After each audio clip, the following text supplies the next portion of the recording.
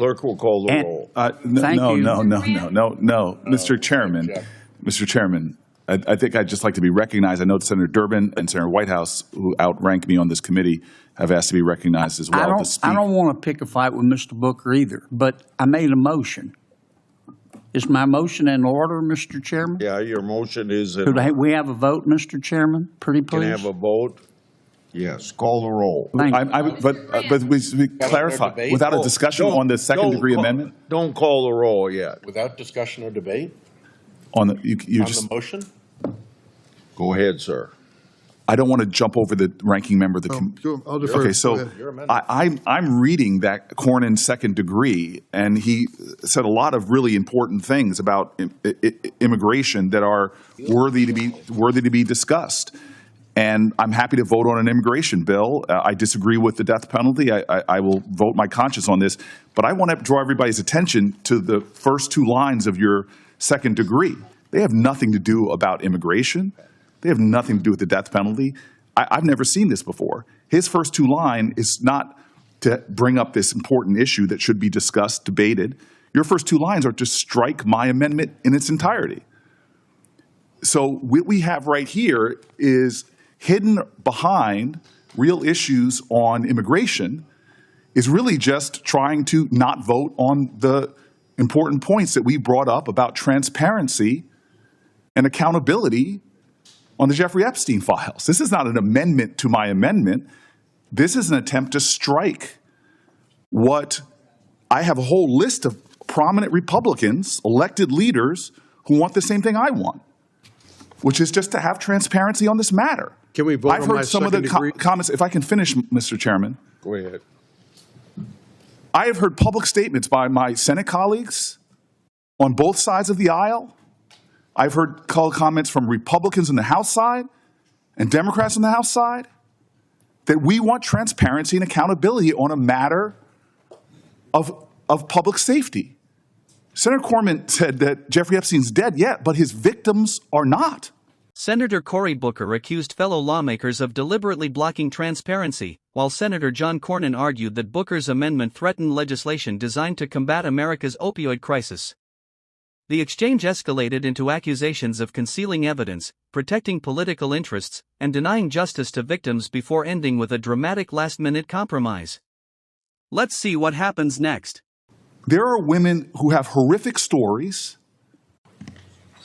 of vile violence that was committed against them. We have Pam Bondi, our Attorney General, who said that there is evidence, truckloads of it, as to these crimes, potential co-conspirators, potential others involved. How can we not want to just know what happened?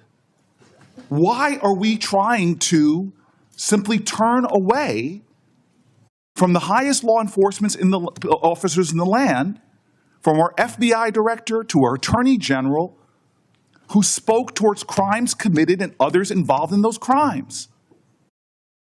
Why are we considering an amendment that is hiding behind real immigration issues, but real intent is to strike a simple request for transparency, for accountability, that Republican voices all across the spectrum have been demanding from this president and this Attorney General?